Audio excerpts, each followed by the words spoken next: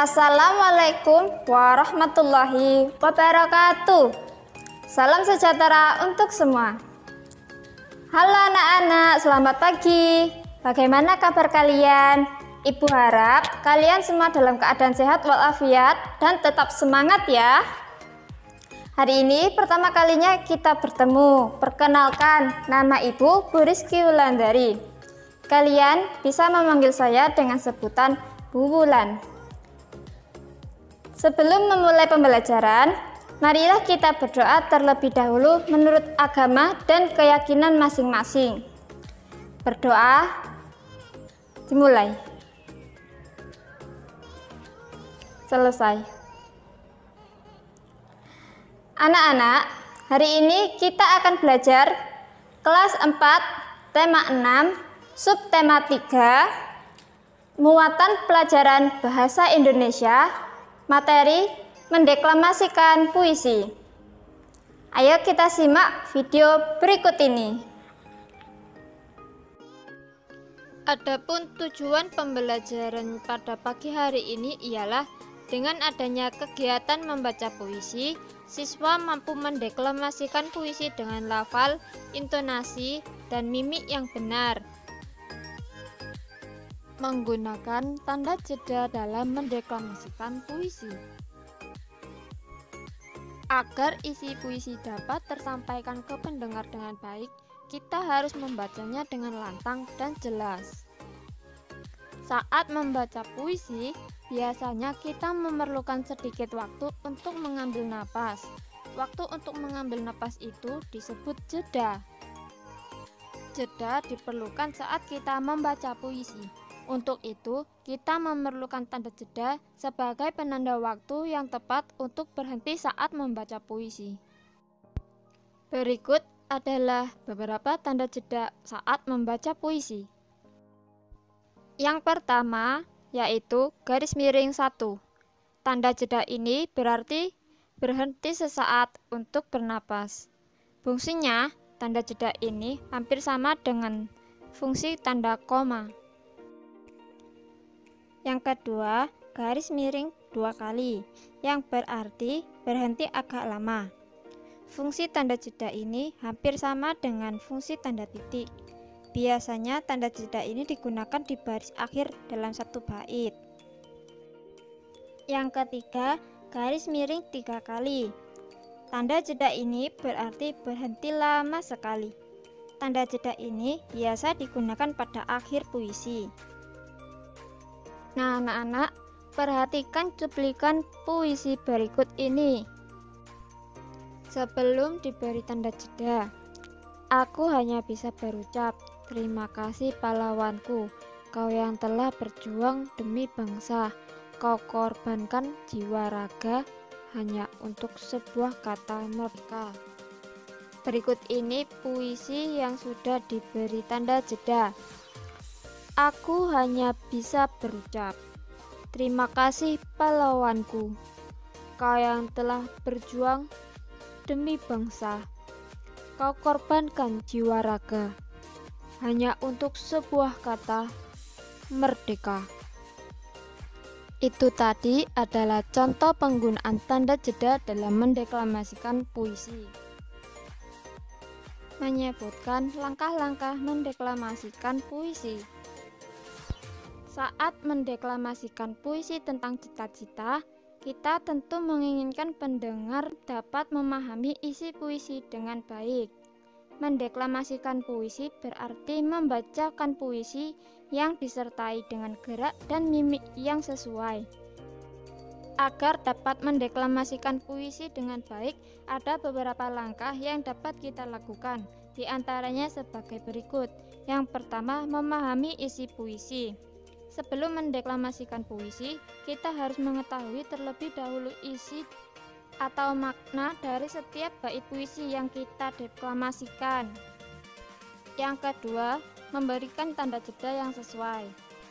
Nah, saat mendeklamasikan puisi, kita harus memperhatikan penggunaan tanda jeda. Penggunaan tanda jeda yang tepat dapat membantu pendengar memahami setiap kata ataupun bait-bait puisi yang kita deklamasikan. Yang ketiga, Memperhatikan intonasi, tempo, irama, serta pelafalan saat membaca puisi. Selain tanda jeda, intonasi, tempo, irama, dan pelafalan merupakan hal yang harus diperhatikan saat mendeklamasikan puisi. Yang pertama, intonasi, yang artinya tinggi rendah suatu nada. Saat mendeklamasikan puisi, kita harus menyesuaikan intonasi dengan makna puisi. Apakah kata-kata dalam bait puisi harus dibaca dengan intonasi rendah atau intonasi yang tinggi? Yang kedua, tempo. Tempo ini berhubungan dengan cepat lambatnya pengucapan kata-kata. Tempo juga berkaitan dengan tanda jeda dalam puisi. Selanjutnya adalah irama. Irama berhubungan dengan panjang pendek bunyi serta kemerduan bunyi. Saat mendeklamasikan puisi, kita dapat memberikan penekanan pada kata-kata tertentu dalam bait puisi sehingga makna puisi dapat tersampaikan ke pendengar. Berikutnya ialah pelafalan. Pelafalan berarti cara seseorang mengucapkan bunyi bahasa.